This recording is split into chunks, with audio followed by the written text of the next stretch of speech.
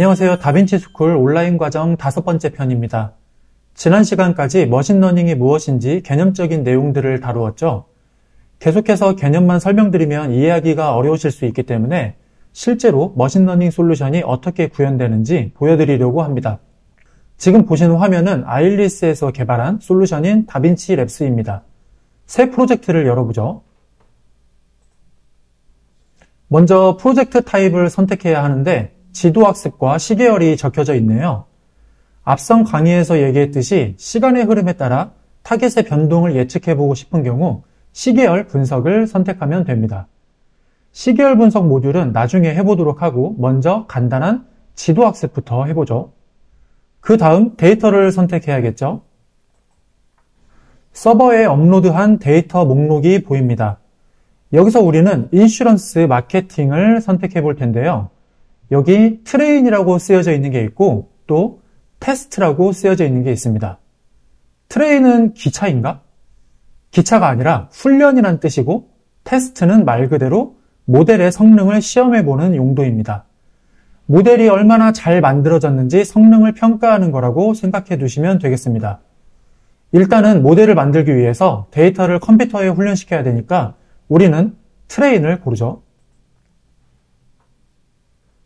이렇게 해서 데이터도 선택이 되었고요. 나머지 기능들은 부가적인 것들이기 때문에 나중에 설명드리겠습니다.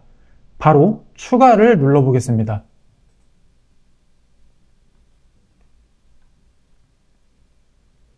이와 같이 선택한 데이터 세트에 대한 정보가 나타났습니다. 입력 필드 목록은 13개가 있네요. 인슈런스 마케팅이라는 데이터에 들어있는 고객들의 정보가 어떤 변수로 이루어져 있는지 알 수 있습니다. 예를 들어 데이터를 다시 한번 봐볼까요?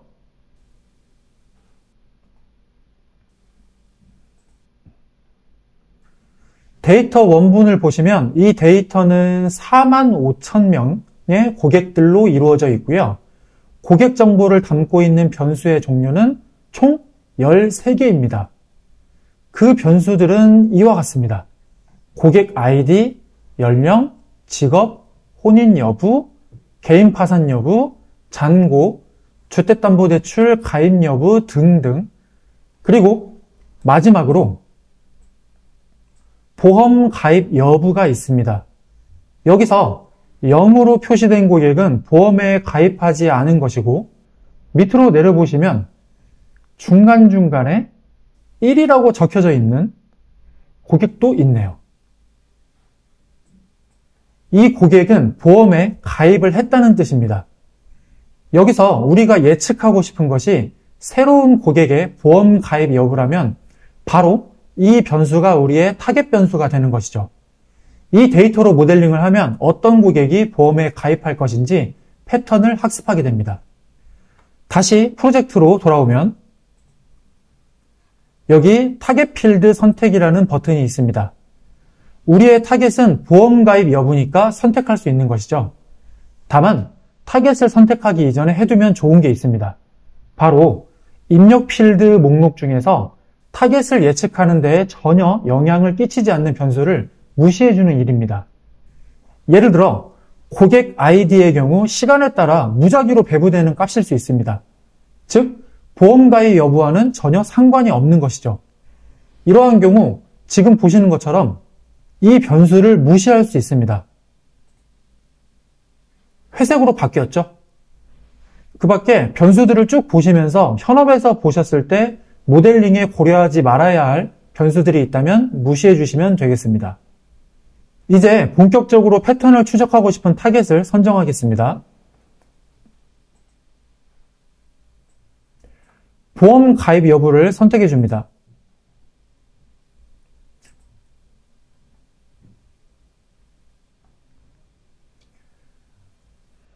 그럼 이전과 다르게 여기 변수들마다 별표가 생겼습니다. 이 별표는 중요도라는 개념인데 이 변수가 타겟을 예측하는 데 얼마나 중요한 영향력을 끼치고 있는지를 순위로 매겨준 것입니다. 즉 별표가 5점에 가까울수록 중요한 변수니까 가급적 무시하지 않는 게 좋다는 얘기입니다. 아직 본격적으로 데이터를 학습한 것도 아닌데 벌써 변수의 중요도가 판별되다니 좀 이상하지 않으세요? 그런 의심이 든다면 올바른 의심입니다. 사실 이 중요도는 1차적으로 가볍게 전처리를 한 결과이기 때문에 모델링에 어떤 알고리즘을 사용하였느냐에 따라서 달라질 수 있습니다. 어떤 변수를 무시해도 되는지 무시하지 말아야 하는지 미리 참고할 수 있는 지표 중에 하나인 것이지 별표가 높게 나왔다고 해서 실제로도 반드시 중요한 것은 아닐 수도 있다는 점 기억하시면 좋겠습니다. 또 하나 눈에 띄는 게 있죠. 변수 왼쪽에 파란색과 빨간색으로 원이 있네요. 변수들을 하나씩 클릭해보면 오른쪽 필드 정보를 보면 무슨 의미인지 쉽게 알 수 있습니다. 예를 들어서 과거 1년간 통화시간, 연령, 통화 횟수, 이런 변수들은 전부 최소값과 최대값이 존재하는 연속적인 수치로 이루어져 있습니다. 이런 변수를 수치형 변수라고 합니다. 반면에 이전 캠페인 참여 여부, 마지막 전화한 월, 주택담보대출 가입 여부, 직업, 이런 변수들은 연속적이지 않고 별도로 분류가 되어 있습니다. 이런 변수를 범주형 변수라고 합니다. 필드 정보에서는 변수의 값에 따라 타겟의 양상이 어떻게 나타나는지도 확인이 가능한데요. 예를 들어 주택담보대출 가입 여부의 경우에는 대출이 없는 사람이 2만 명 정도, 대출이 있는 사람이 2만 5천 명 정도가 있습니다. 그리고 대출이 없는 사람 중에서는 타겟 에베리지가 0.167이 나오니까 16.7% 정도가 보험에 가입했다는 의미가 됩니다.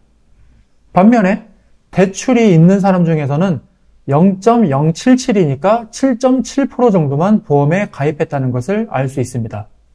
이번 영상은 이렇게 데이터를 불러와서 변수들의 특징을 간단히 살펴보았습니다. 바로 다음 영상부터는 본격적으로 모델링을 해보겠습니다. 감사합니다.